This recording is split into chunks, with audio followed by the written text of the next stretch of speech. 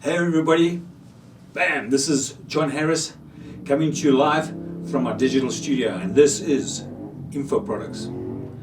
We spoke a little bit the other day about the actual system I've got in place called Product, which if you remember was the psychology, the reach, the offer, delegation, the ultimate course, and then your commercializing, the monetization, and termination, how you're going to finish what you intend doing with the business and how you're going to build that business. So with that in mind, I wanted to dive first a little bit into the psychology, the first part of Product.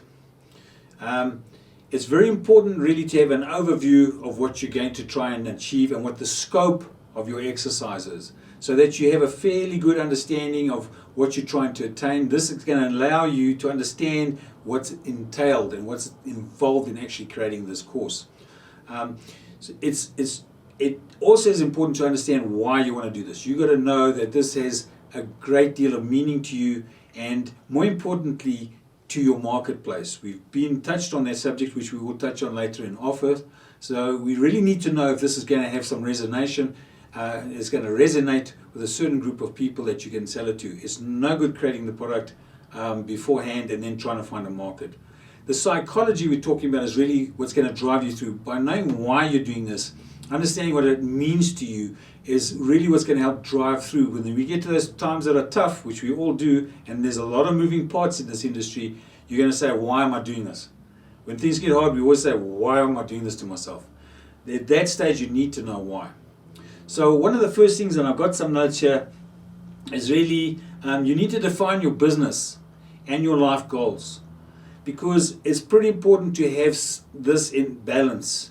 If you're going to have a life goal where you want to spend a lot of time with the family and you build your business where it's going to take an awful lot of your time, you have a conflict in your goals. So when you write your goals out and you think about your end results, you're going to need to make sure they're in harmony as much as possible with each other and they don't conflict.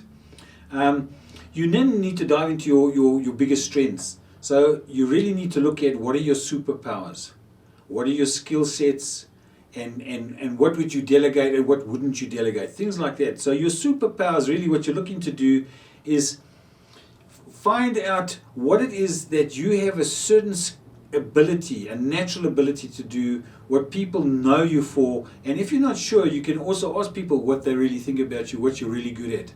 Maybe it's something like that you are super good at doing figures. You have a natural ability with figures, and you can help people understand some of their issues when it comes to accounting, something along those lines. Perhaps you're terrible at figures and you're not good at the science, maybe the technology. Some of you may be very good at tech and you want to teach people about the tech. That may be your superpower. Others may be more creative. Maybe their superpower lies out in being able to put a message across on video, create design, graphic designs, be able to create wonderful videos. Maybe some of those are their superpowers. So you need to look at what you believe is something that you have naturally done in your life, where you've achieved results and it's something that you found easy, yet other people find it difficult. That is where you need to think about this, and you need to write these things down so they start to become crystal clear in your mind. And that's what you're going to start to work on, of some of the things that you're going to teach. You're going to look at the interests that people have and that you have, and what's relevant, what people are buying at the moment. You're going to look at what kind of expertise, skill sets you have, and you're going to look at where these things overlap. Where they overlap, where there's a market, perhaps you can create a blue ocean, and that's where you're going to start. The psychology is very important. And look, I didn't realize how important it was until I hit the wall. Until I kind of took years and years and years and years of getting nowhere and try to do everything myself. I tried to create graphs. I tried to do sorry, there you could hear the police going by. I tried to do videography. I tried to do scripting. I tried to do everything myself. And my big revelation to me was when I understood, that I needed other people to help me, and I needed to build a Rolodex of people that could help me. So this psychology is very important. You're going to get obstacles, and you've got to figure out how you're going to overcome those obstacles. So a lot of times we will get roadblocks. You will. And remember, we spoke about being resourceful. You may not have the necessary resources right now to get past certain roadblocks. you're going to need to be innovative and find ways around those roadblocks, because they will pop up. And as you go through your growth and your income builds out, there's going to be more and more obstacles, and you're going to need to circumvent those obstacles. So that is another point you need to keep in mind.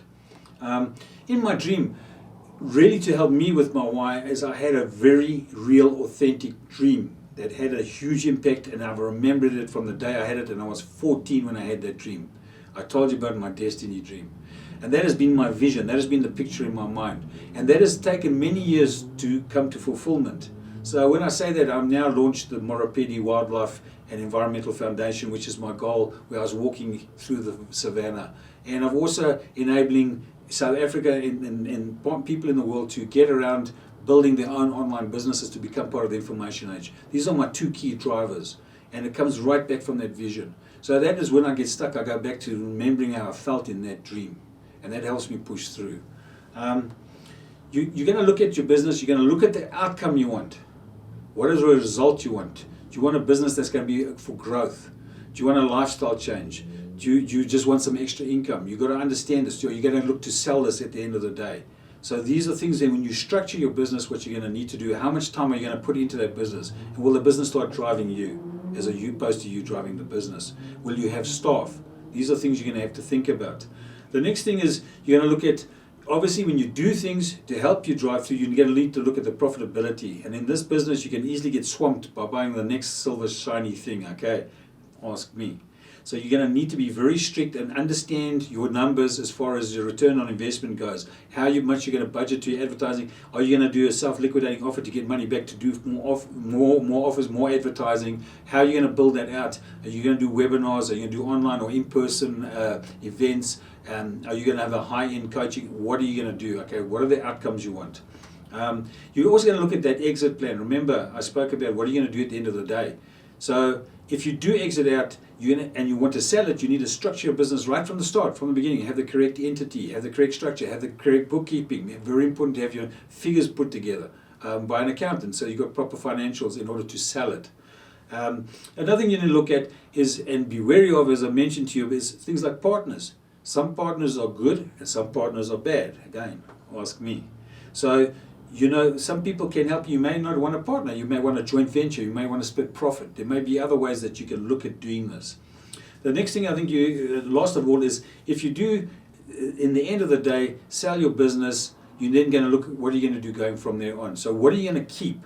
Are you going to keep some of your list? When you sell your business, what part of it are you going to sell? What will you keep? Will you still need to be able to go on and do more things in the future?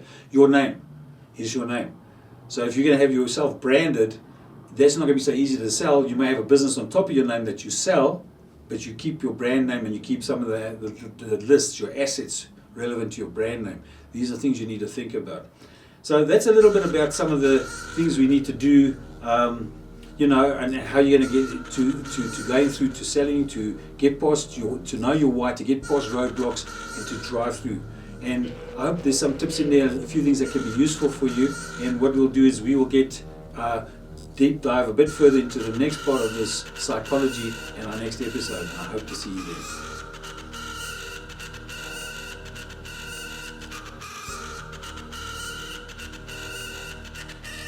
Again, I'm John Harris, and thanks for watching the video.